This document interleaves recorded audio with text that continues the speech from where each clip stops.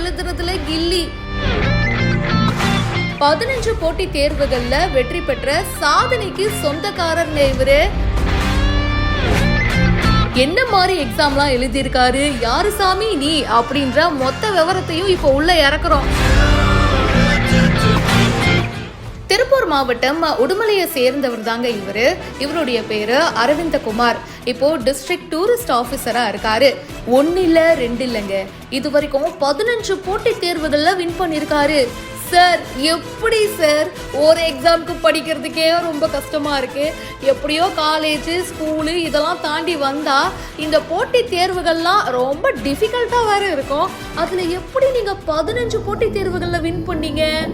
ஆனா சம்பவம்னால MSc computer science பட்டதாரியான இவரு group 2 தேர்வுல 4 தடவையும், குரூப் 4 தேர்வுல 3 தடவையும் தேர்ச்சி பெற்றவர். குரூப் 1 மட்டும் விடுவாரா என்ன, அதுலயும் கலந்துக்கிட்டு 4 தடவை எக்ஸாம் எழுதின எக்ஸ்பீரியன்ஸும் இருக்கு. இவரு இப்போ மாவட்ட சுற்றுலா அலுவலரா இருக்காரு. கூடவே FCI, navy, SSC, staff selection committee இந்த எக்ஸாம்ஸ்லயும் வெற்றி கொடி நாட்டி இருக்காரு.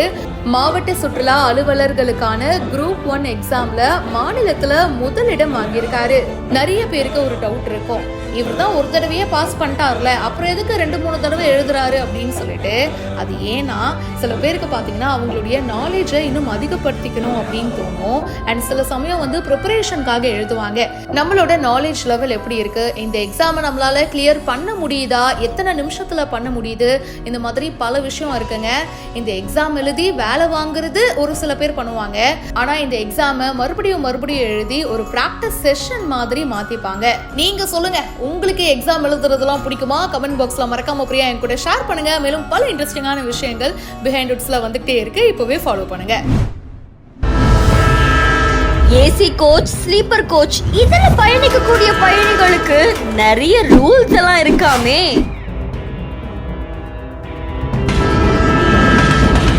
குறிப்பிட்ட இந்த நேரத்துல இருந்து இந்த நேரத்துக்குள்ளதான் தூங்கணும், அதை மீறினா ரொம்ப தப்பு அப்படின்ற மாதிரி ரயில்வே துறை அறிவிச்சதா சொல்லப்படுது.